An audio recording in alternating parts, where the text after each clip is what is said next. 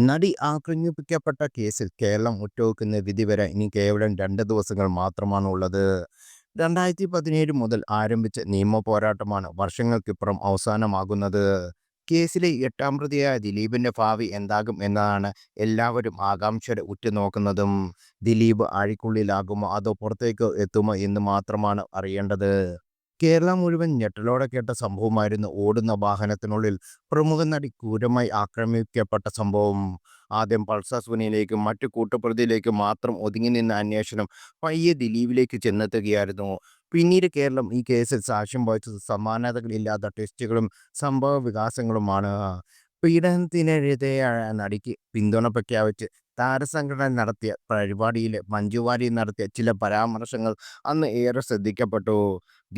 ദിലീപിലേക്ക് case അന്വേഷിക്കും എത്തും മുമ്പായിരുന്നു മഞ്ജുവിൻ്റെ പരാമർശങ്ങൾ.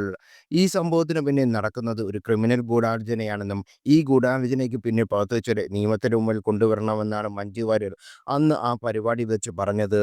വൈകാതെ കേസന്വേഷണം ദിലീപിലേക്ക് എത്തിച്ചേരുകയും അറസ്റ്റിലാവുകയും ചെയ്തു. 85 ദിവസത്തോളം ദിലീപ് ജയിലിൽ കഴിഞ്ഞു.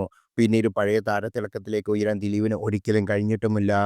യുവനടിക്ക് ഇടപെടാൻ കാരണമാണ് താനും മഞ്ജുവും തമ്മിലുള്ള ദാമ്പത്യം തകർന്നതെന്നാണ് ദിലീപ് വിശ്വസിച്ചത്.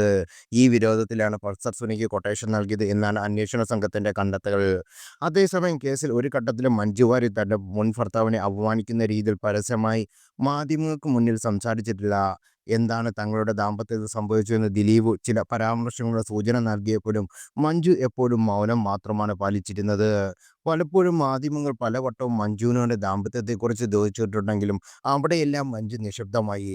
അതുകൊണ്ട് തന്നെ പ്രേക്ഷകരുടെ ഇഷ്ടവും ബഹുമാനവും നഷ്ടപ്പെടാതിരിക്കാനും മഞ്ജുവിന് കഴിഞ്ഞിരുന്നു. 2014 മനോരമ ന്യൂസ് മേക്കറായി തിരഞ്ഞെടുക്കപ്പെട്ടപ്പോൾ മഞ്ജുവിനോടും ദിലീപിനോടും മഞ്ജു എന്തിനാണ് വേർപിരിഞ്ഞതെന്ന് അവതാരകൻ ചോദിച്ചു. എന്നാൽ അതിന് മഞ്ജു നൽകിയ മറുപടി അന്ന് ഏറെ ശ്രദ്ധിക്കപ്പെട്ടു. മഞ്ജു രണ്ടാം വരവിൽ സിനിമകളിൽ സജീവമായി തുടങ്ങിയ കാലത്തായിരുന്നു അത്. ഒരിക്കലും ദിലീപിനെ കുറ്റപ്പെടുത്താനോ തൻ്റെ ഭാഗത്താണ് ശരിയെന്ന് സ്ഥാപിക്കാനോ മഞ്ജു ശ്രമിച്ചില്ല. മഞ്ജുവിൻ്റെ മറുപടി ഇതായിരുന്നു: പറയാനും കേൾക്കാനും ഒക്കെ വേദനിക്കുന്ന ഉത്തരമാണെങ്കിൽ അത് പറയാതിരിക്കാനാണ് നല്ലത്. അത് അങ്ങനെ തന്നെ ഇരുന്നോട്ടെ. അത് തികച്ചും വ്യക്തിപരവും ഏറ്റവും ബഹുമാനിക്കുന്നതുമാണ് ആ സ്വീകാര്യത എന്നുള്ളത്.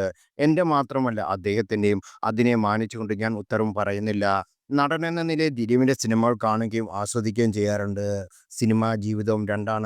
സിനിമയും ജീവിതം രണ്ടാണെന്നും മഞ്ജു പറഞ്ഞു. നടി ആക്രമിക്കപ്പെടുന്ന വർഷങ്ങൾക്ക് മുമ്പാണ് മഞ്ജു ഈ ഉത്തരം നൽകിയത്. ദിലീപുമായി വേർപിരിഞ്ഞിട്ട് 10 വർഷങ്ങൾ ആയിട്ടും ഇതുവരെയും ഇത് സംബന്ധിച്ച പരാമർശങ്ങളൊന്നും മഞ്ജു നടത്തിയിട്ടില്ല.